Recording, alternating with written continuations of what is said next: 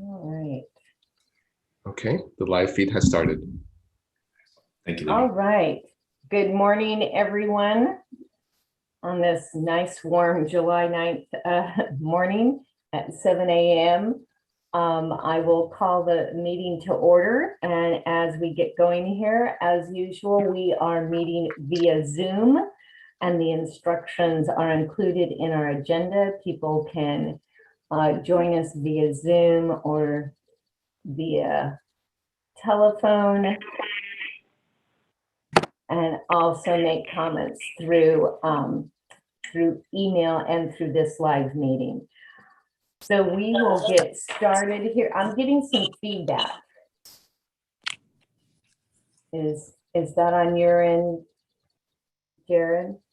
Okay. I'm hearing it as well, but I think it's just a couple of folks that were not muted, but it looks like everybody's muting themselves now. Okay. We have called the meeting to order, and the Pledge of Allegiance. Could I ask Corey Kaleke if you could lead us in the pledge, please, Corey? Thank you, Madam President. If you'd all please rise and face the flag and join me in the Pledge of Allegiance. I pledge allegiance to the flag of the United States of America and to the republic for which it stands, one nation under God, indivisible, with liberty and justice for all. Thank you very much. And we'll continue now with the roll call. Alhambra. Here, Stephen Sham. Arcadia. Here, can you hear me? Loud and Yes, clear. Roger. Thank you.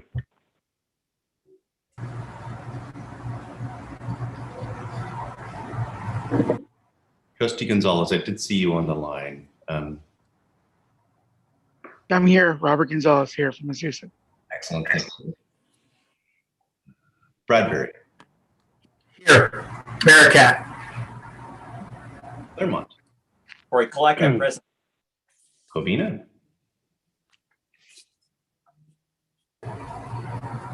Morgan, I did see you on the line as well, if you're able to unmute yourself.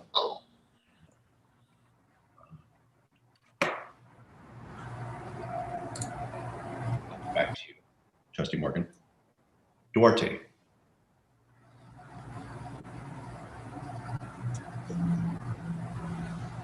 I did see you on the line as well.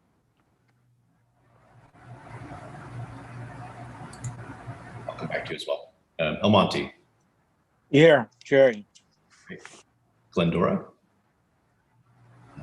Back to Trustee Dornick. She was having some trouble with the login information. Industry. Here.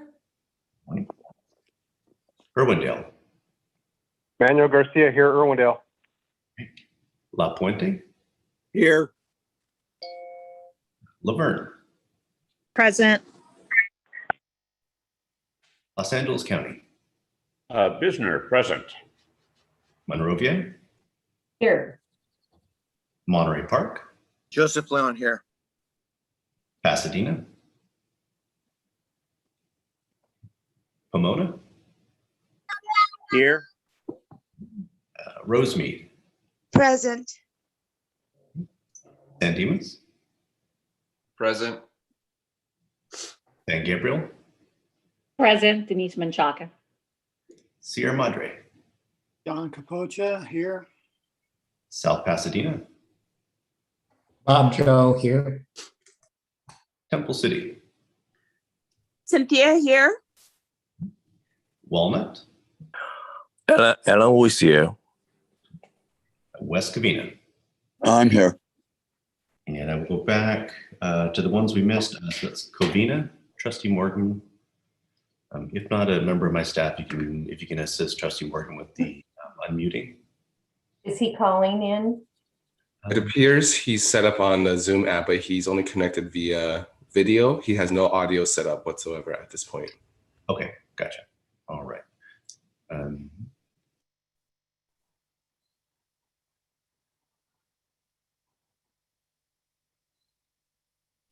Is that it, Jared? Margaret Finley is here. Not hearing any. But do see the present. Glendora, present. Oh. I'm sorry. Excellent. Oh, Trustee Finley, I hear you now. Excellent. Thank you so much. Okay. And Trustee Dorn, I got yours as well. So the only one that we missed then was Henry. That's correct. And he is apparently watching us, but he has no audio. Is that correct?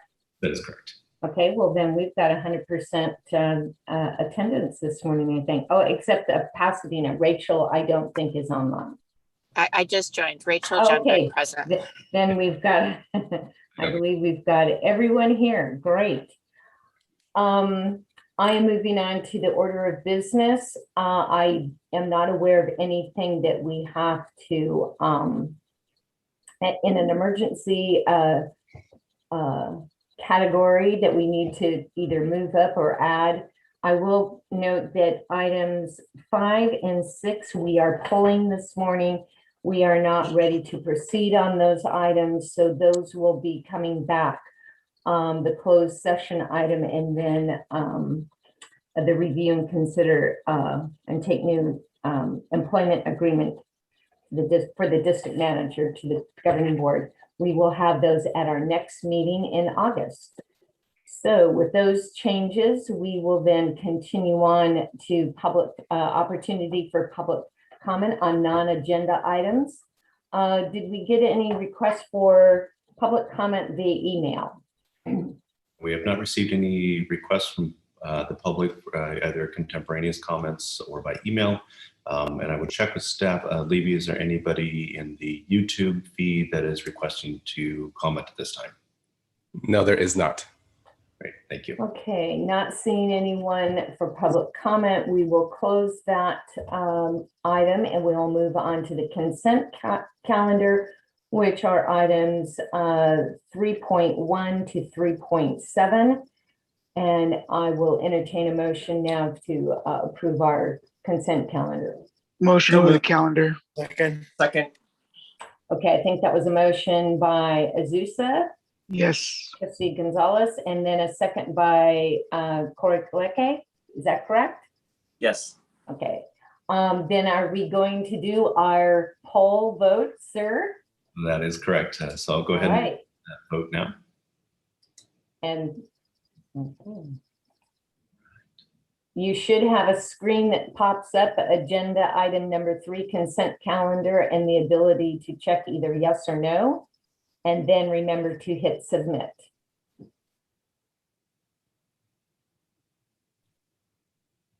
And I will take the vote of those that are on phone. We'll do that verbally.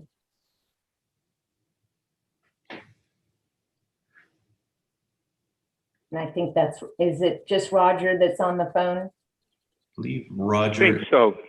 Yes, the vote's yes. Can you hear me? Yes, we can hear you. I'm voting yes, ma'am. Thank you. And for Trustee Morgan, as maybe a halfway house for you, if you can turn on your video and give us a thumbs up or a thumbs down. So it's maybe not a verbal vote, but a visual vote. Oh, and I see Jason, there's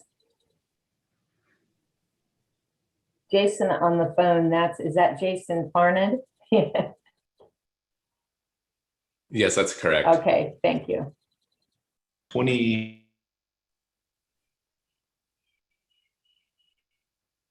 Jared, you just froze up on me. Oh, sorry. Am I back? Yes. Okay, perfect. So we have 22 individuals that have voted on this item currently. And how many do we have in total?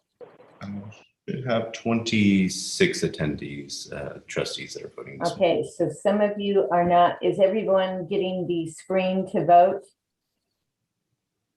I'm on the phone, Irwindale. I vote yes. Oh, Thank you. perfect. So that just leaves one. So Trustee Morgan, Trustee Chandler. And Trustee Chandler did vote yes. Correct. So we're just missing one vote. Let me end the poll and I will, oh, there we go. That was 23. So that is now 27 members fully voting. Okay, all righty. All right, thank you very much. Now we're going to be moving on to item 4. We haven't had a presentation in quite some time, but this morning, a presentation on the National Mosquito Control Awareness Week, which was June 20th through the 26th. And I believe Levy Sun is going to be providing that presentation. All right, thank you so much, Madam President. Just want to give a really quick recap of the National Mosquito Control Awareness Week. It happens annually, and we do our part and as part of this national conversation to elevate the topic of mosquito control and why it is important, not just for public health, but also for the quality of life for all the residents here. Generally, it kind of blows over and not a lot of people know about it, but this past year, we've been fortunate that quite a few of our trustees have participated and even issued proclamations from their cities, or at least acknowledged it at their city council meeting to make sure that people are more aware of the threat of mosquito-borne diseases. And the most prevalent and the most important one that affects all of us here in San Gabriel Valley is West Nile virus. And I know Melissa will have an update regarding West Nile virus later on in this meeting. But let me go ahead and play you a short video just to do a quick recap on Mosquito Control Awareness Week. Let me make sure it's optimized for video share so y'all can hear it. Perfect.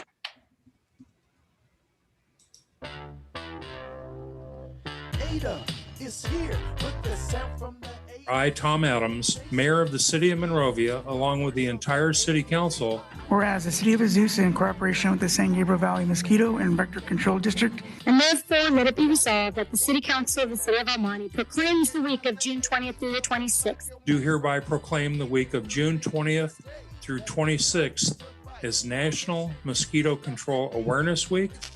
As National Mosquito Control Awareness Week. As National Mosquito Control Awareness Week. Okay. So thank you so much to Madam President, who happened to turn into a mosquito as Ada E's for the council meeting.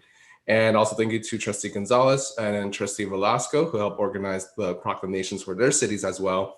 I know quite a few other trustees have made mention, or at least proclaimed, not proclaimed, but at least made mention of National Mosquito Control Awareness Week at their city council. I know Trustee Marcucci, you did it as well. I saw your city had promoted that. So thank you all so much. Next year, we'll have another round of this. I'll make sure to give you all enough of a heads up. That way you have time to build that into your busy city council agendas. But Levi? Yes. This is Cynthia. We did it. We did a proclamation also. Oh, yay. Okay. Trustee Sternquist, I'll connect with you to get a copy of that. That way we can display it on our wall here later on. Okay, great. It was on Tuesday. Oh, thank you. Thank you. Okay. Writing that down. And a big shout out to all the trustees who joined us so far for the Bite Back Tour. We'll definitely be reaching out to more cities regarding that for you to be guests on there. And then we hope to do a recap at the end of the year. So far, huge and overwhelming support for the Bite Back Tour. People have really liked the fact that we're not there to lecture at them via Zoom. We're there to just have a very casual conversation about mosquito control. And we've been able to get feedback from the community via comments and also submissions of questions. We even have people submitting questions from other countries, including Mexico, tuning in to us. So this is a great way for us to reach beyond our San Gabriel Valley borders, but also just to brand ourselves as one of the lead mosquito control agencies in the country. So thank you all so much. That concludes my presentation. Great. And since we're talking about bite back programs and things like that, maybe this might be a good opportunity. I have been talking to Jared about different things to use for prevention. And you may have all been bombarded with things on your computer and all sorts of little either gadgets or lotions or whatever. And I did ask them about catnip oil. And also there's a little contraption that they're pushing out there. It looks like a big syringe. And it's the whole idea that you put it on top of where the mosquito has bitten you and then try to pull the saliva or whatever out. All gimmicks, but I'll let Jared or Levy make a comment real quick on that, just in case you've all been, or if you've had any questions. Sure, go ahead, Levy. Well, so I actually have not heard of the catnip oil one, but I've seen those ads pop up about the suction that will supposedly relieve you of the welts. We obviously can't tear it apart or promote it, but we will say that that's actually a tool that you shouldn't be using if you're properly using repellent in the first place. And I can't speak to whether or not that device actually works, but repellent is the best line of defense against any bites. Jared, anything else to add to that? Nothing specific about the product itself, but if we take our cues from the national recommendations for rattlesnake, bites and venomation, they no longer recommend any type of suction device or tourniquet for that envenomation. Those are same prescriptive course there. You're just not going to be able to extract any of that, the microliters of saliva that the mosquito injects in you when she's taking her blood meal. So the science doesn't fit, but there are a lot of homeopathic cures out there that we hear about very frequently. I will say, for the purposes of the public and for you corresponding with members of your public, there are just a handful of approved and recommended products that are effective against mosquito bites. And those are IR35, picaridin, DEET, and lemon oil of eucalyptus. Those four are the gold standard for bite prevention. So, no catnip oil. Unfortunately not. There's always anecdotal evidence, and sometimes it's more placebo effect than anything, but those four are the gold standard repellents that we know are effective, that have been put through scientific rigor, and you can have confidence that if you purchase them and apply them correctly, that they are going to be safe and effective. No, it'll make your cat happy, but that's about it. And I will add that one of our more popular outdoor event booth types is the repellent zone. So we do offer something very new where it requires a 10 by 15 foot space, and we set up repellent bottles and we educate people how to apply repellent to their kids properly and following the label, because we've seen too many times where people pick up a repellent and spray their kids' faces with them or not apply it according to the label, and they actually end up getting irritated because it didn't work, or maybe it resulted in more of an allergic reaction than they would like. One thing I do want to just share from our website, which I'll now share on your screen, we have made it a lot easier for our residents to find out about repellents. All they have to do is go to sgvmosquito.org, scroll down, and there's this little little black circle here that says about repellents. They click that, and they'll take them to a page all about repellents, including all the effective ingredients and what does the percentage mean. They'll break it down in detail. I also want to just point out too, on the topic of gizmos and gadgets regarding mosquitoes, bug zappers. We've seen a lot of your residents pick up bug zappers in the past year, and we have found out that residents will still complain about mosquito issues, and we find out from them that they're not really being helpful in terms of zapping away the mosquitoes.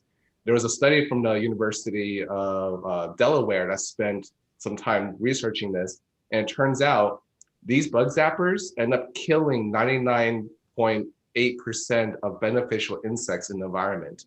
And they rarely, if any, catch at all any mosquitoes or biting flies. So we recommend residents to not bother with these bug zappers since they are not that effective against these biting mosquitoes. So that's something I like to share this morning. Thank you very much. Do we have any questions or comments for Levy this morning? I'm not seeing any raised hands. Okay, thank you very much, Levy. And I can imagine that you can make arrangements if someone would like to wear the Ada Ease suit. It is rather warm, so during the summer it's difficult unless your event is inside. But thank you very much for allowing me to don the suit at my council meeting. It was the first time I've been inside our council chambers for, well, over a year. So at any rate, we're still not back in person yet. Okay, thank you very much. And we will move on now to item 7. And this is a little bit of a different, this is a first for us. It's consider ordinance 2021-01 of the San Gabriel Valley Mosquito and Vector Control District authorizing staff to access state and federal summary criminal history information for employment, licensing, or certification purposes. That is a mouthful. To give you some background on this, back in, was it October or November? I can't remember the date. I should have written it down. Jared, that we actually passed the resolution, and that's actually in your packet here. It was back in, where's the date on it? November 13 of 2020. Okay, it was November. So we did it by resolution, but could you then explain a little further, Jared, why it is that we are proceeding now to actually create an ordinance? Absolutely. And so for a brief edification of our new trustee members, we were pursuing joining and participating in the live scan program, which uses fingerprints from potential hires to the agency to conduct a more exhaustive background check on these individuals.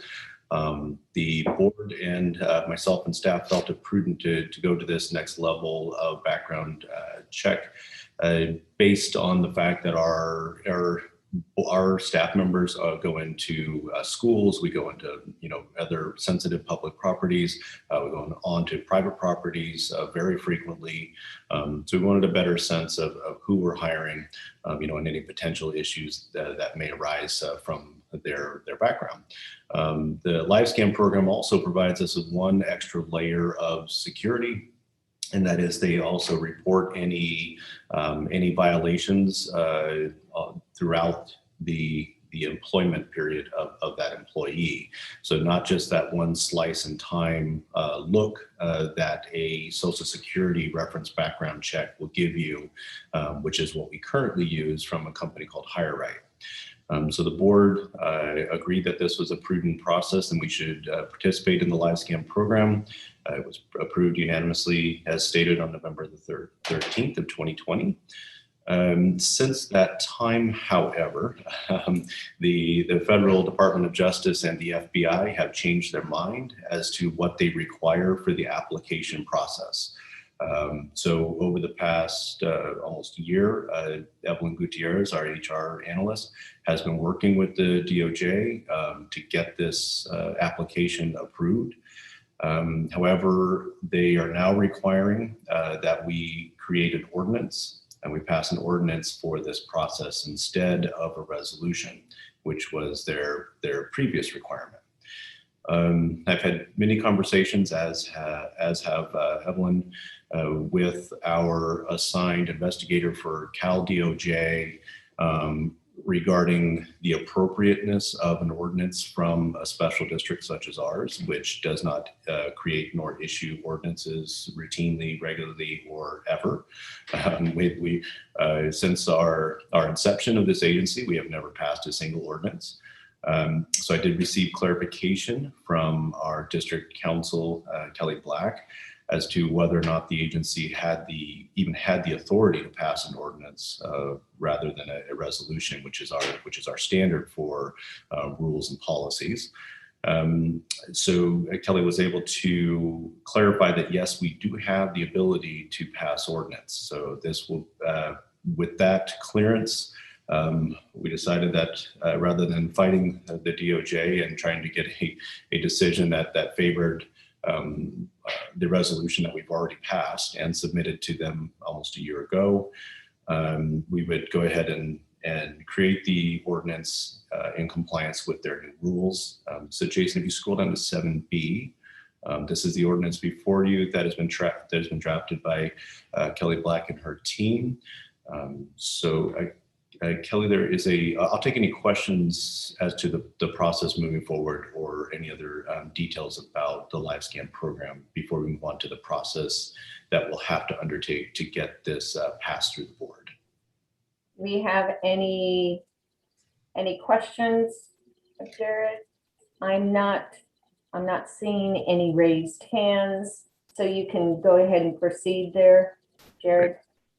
Excellent, thank you. So I'll go ahead and Kelly, I'll turn this over to you if you would please guide the board through the process of approval, since this is quite a bit different than our normal resolution.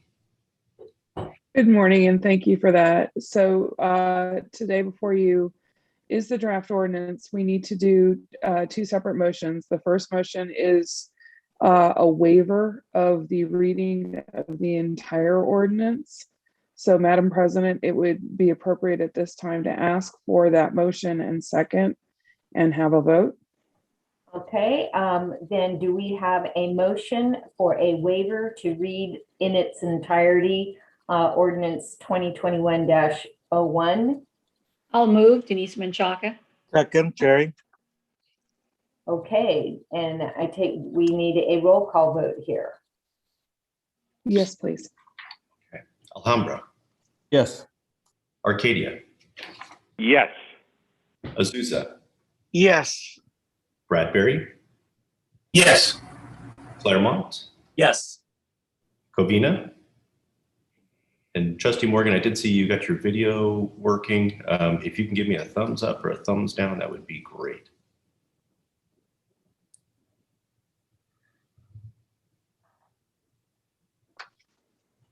I'm looking for him on the list to get him to start Morgan? the video. Finley, yes. Almonte. Yes.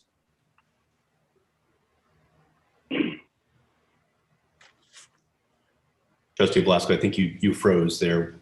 Yes. He did say yes. Thanks, sir. Glendora. Yes. Industry. Yes. Irwindale. Yes.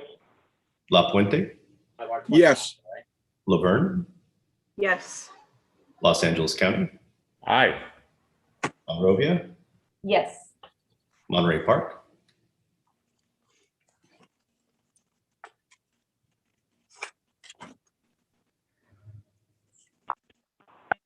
Trustee Leon, are you able to unmute yourself? Yes. Sorry. There we go. Thank you so much, sir. Pasadena. Yes. Pomona. Yes. Rosemead. Yes. San Dimas. Yes. San Gabriel. Yes. Sierra Madre. Yes. South Pasadena. Yes. Temple City. Yes. Walnut. Yes. And West Covina. Yes. And I will go back to Trustee Morgan. Trustee Morgan, are you able on your video feed to either give me a thumbs up or a thumbs down?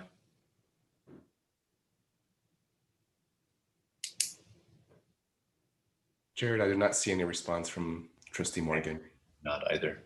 Okay, but he does have audio. It's showing now. I think he was able to dial in. Okay, I will request for him to unmute. Excellent, thank you. Okay, I sent the request. No response. Okay, can we, I'm sorry about Henry there, but can we move on? Yes. Okay, thank you. So now moving on for the second motion, if I understand you correctly, Kelly, we are now asking for a motion to approve by title only ordinance 2021-01. Is that correct? That is correct. This is a first reading of ordinance 2021, an ordinance of the Board of Trustees of the San Gabriel Valley Mosquito and Vector Control District, authorizing access to state and federal criminal history information for employment, licensing, or certification purposes. It would be appropriate now to ask for a motion and second to approve the first reading. Thank you. Do we have a motion? Make a motion. Thank you. That was Lloyd Johnson is the motion, and the second was Joseph. Joseph Leon. Thank you for Monterey Park. Roll call, please. Alhambra. Yes. Arcadia. Yes. Azusa. Yes. Bradbury. Yes. Claremont. Yes. Covina. Duarte.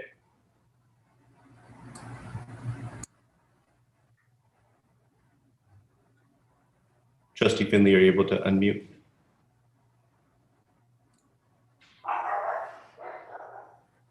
I'll come back to you, Trustee Finley.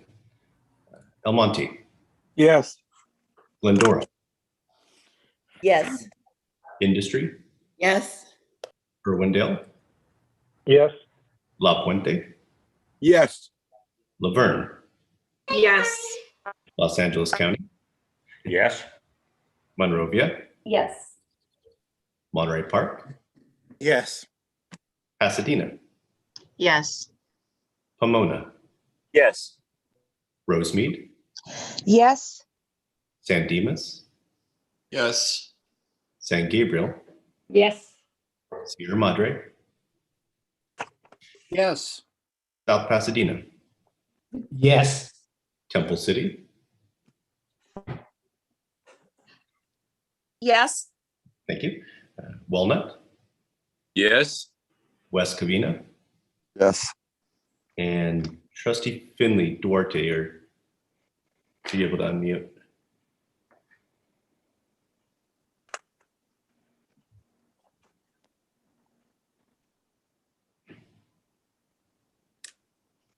I don't have Trustee Finley. I will go real quickly back to Trustee Morgan.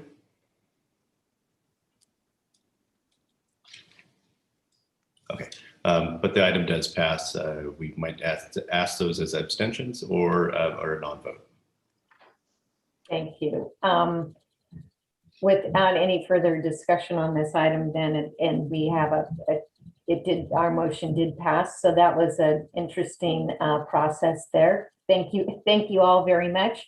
So we will be able to proceed with doing that fingerprinting for new hires. So moving on then to item 8, district administration, and item 8.1, committee meeting notifications for Finance and Audit Committee and Personnel and Policy Committee. We do need to convene both of those. Jared, I'll let you make further comment. Excellent, thank you. Yes, I was waiting for a bit of information from our auditors prior to convening the Finance and Audit Committee, just so we can have a more thorough conversation about our investments moving forward in the new fiscal year. So I have that information now, so I will be sending out a calendar doodle poll for that committee. So please watch your inboxes for that. And Personnel and Policy Committee, we have a couple of policy changes that we do need to tackle early this year, and that will require that committee to convene as well. So please watch for that doodle poll as well for the members of the Personnel Policy. A quick note on item 7, just so there's no surprises. As Kelly Black indicated, this is the first reading of that ordinance. The ordinance process requires that we publish this in the newspaper for a period to allow the public to read this information and make any comment that they wish at our next board meeting. So there will be a second reading of this item as well prior to it actually being adopted as an ordinance by the agency. Thank you for that clarification. Jared, this is Margaret. Did you get my yes vote on that? Oh, perfect. I do that. Thank you so much.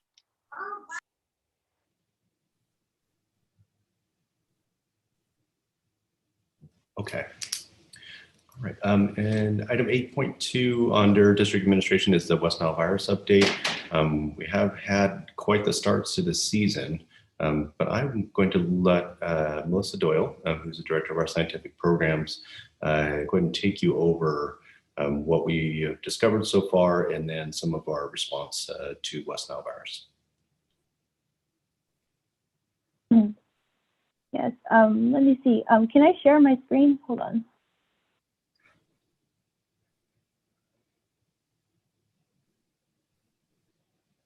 Good morning, everyone. We've had a pretty busy season so far. So far, our district is the first district within Los Angeles County to have West Nile virus activity. We've had 5 dead birds come positive back to us. One of them was in South Pass, but then the rest of them were in this area of Covina that I'm showing on the map now. We've also had 9 positive mosquito pools in this area And one of the positive mosquito schools in West Covina was just on the border to the west of this area. So in June, we received our first report of a dead bird, and then another dead bird came to us a week later. So we initiated some additional trapping. So there are a lot of pools, but that went positive, mosquito samples that went positive, but it's mainly in this one area. And based on all of this West Nile virus activity, we initiated some treatments that Jared is going to talk to you about. But the results of those treatments, we had about a 70% reduction in our trap counts. So we were very lucky. We had a great night for our treatments. So hopefully we have paused this transmission cycle. We'll know more later this afternoon, and hopefully we'll be bringing you some better news next month. So. Excellent. Thank you, Melissa. Yeah. So in response to these early indicators of West Nile virus, we have coordinated our field staff to intensify some of the inspections and treatments in that area of concentration you saw there on the map. We've also conducted a very rare process for the agency, and that is an adulticiding application. So that is the foggers on the backs of the truck that you classically see.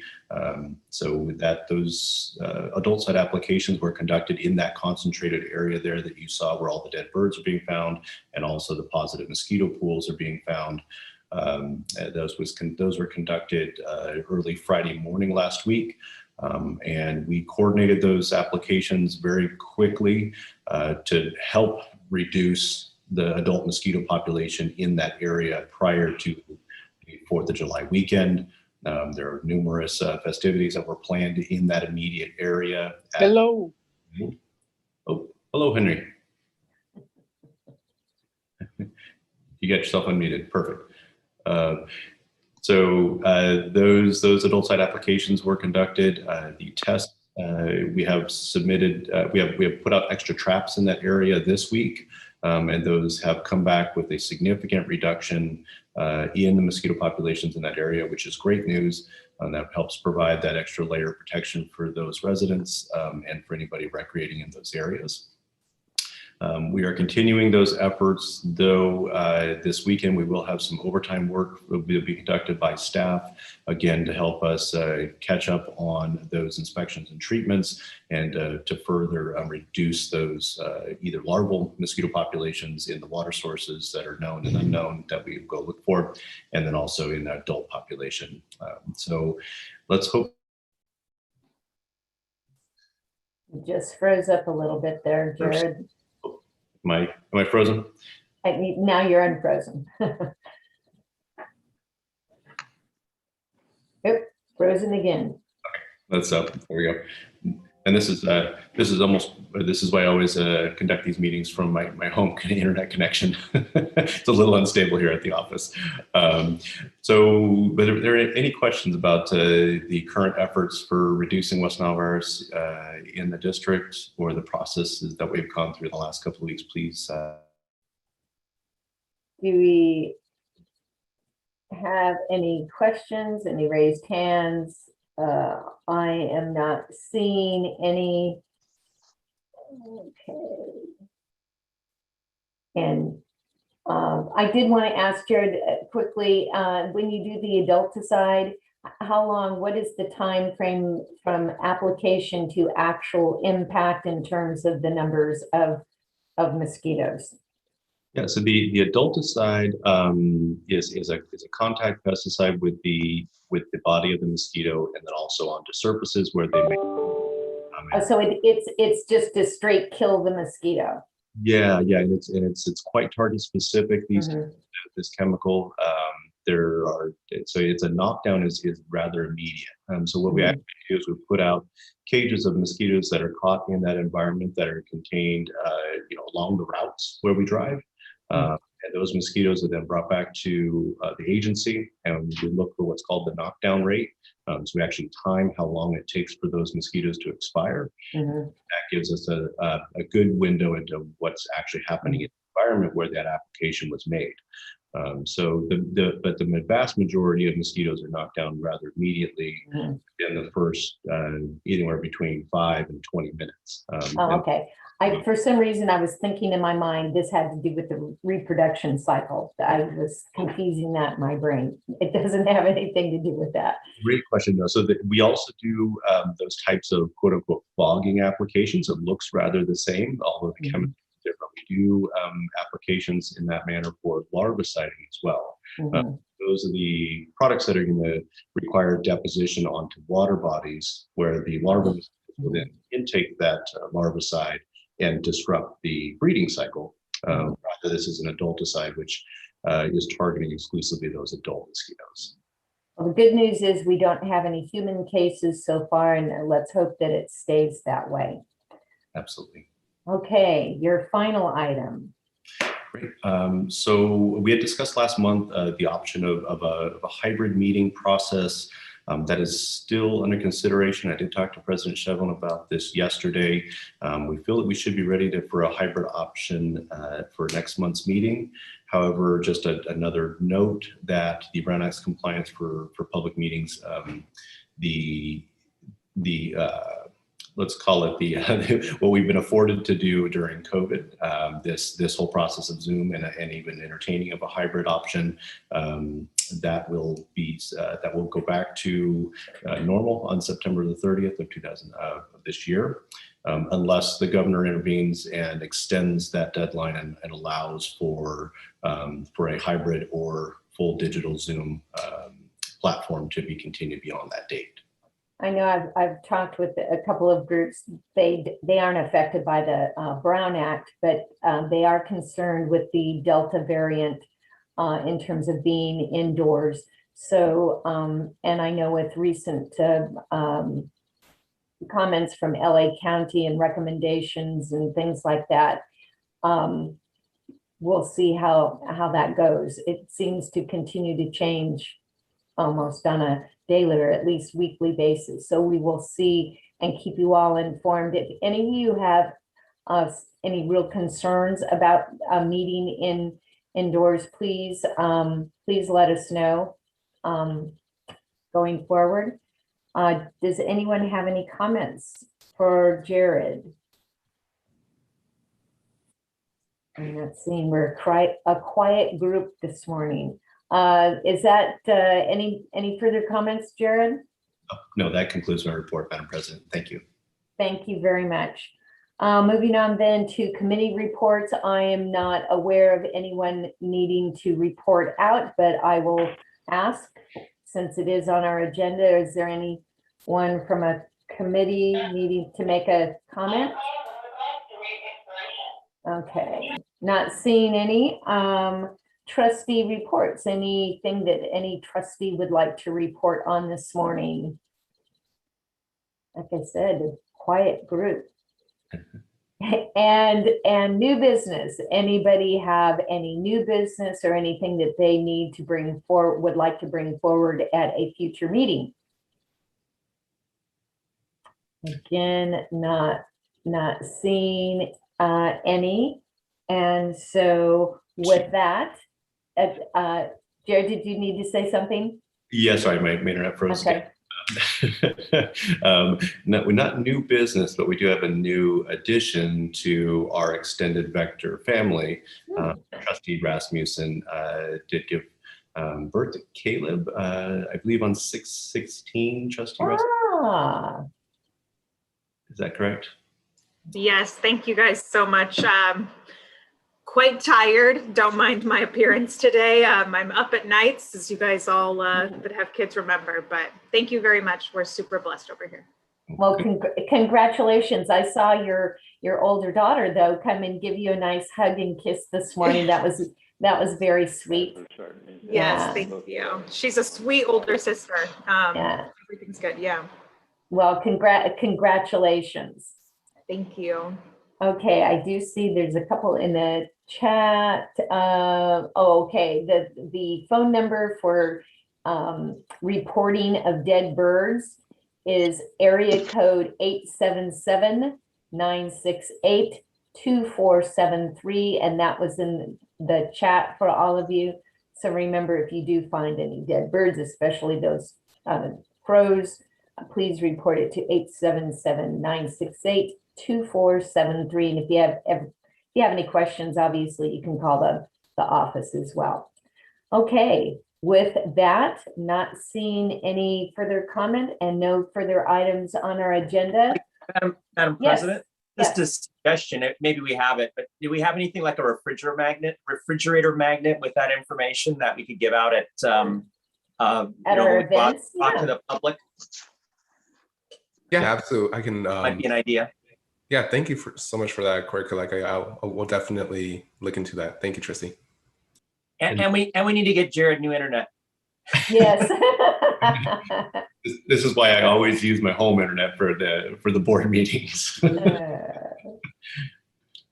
Okay, thanks, Corey, for that comment. And with that, then, with no other business to be conducted, we are adjourned at 7:46. Have a great week and see you next month. Thank you.